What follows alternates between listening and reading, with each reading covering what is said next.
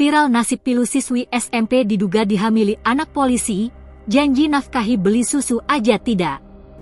Bu Guri kalau pertahanin, terus nggak tanggung jawabnya, nggak pernah berobat ke dokter, periksa. Terus orang tuanya yang polisi gimana? Sama.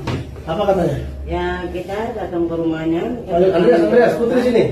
Secara baik datang. Nah, semua kita diterima bukan secara baiklah di rumahnya.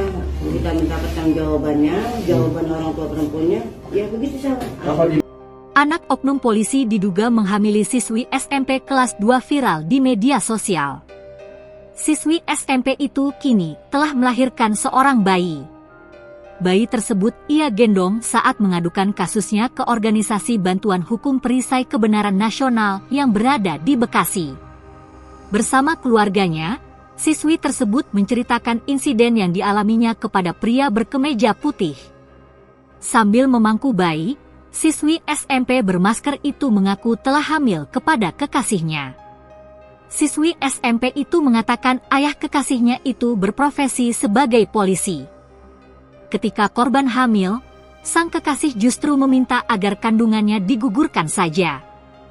Pria berkemeja putih itu lalu bertanya kepada ibunda korban, "Sama kita datang ke rumahnya secara baik kan ya? Ketika kita minta pertanggungjawaban, jawabannya sama suruh digugurin," kata ibunda korban.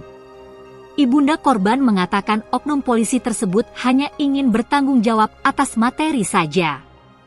Namun, hal tersebut hanya sebatas ucapan hingga korban melahirkan seorang anak. "Pernah enggak dibeliin susu?" tanya pria berkemeja putih. "Boro-boro," jawab ibu korban. Pria berseragam putih itu lalu meminta kepada Kapolda Metro Jaya agar menindaklanjuti kasus yang menimpa siswi SMP tersebut. Ia juga mengaku akan membuat laporan ke polisi. Download Tribun X sekarang, menghadirkan lokal menjadi Indonesia.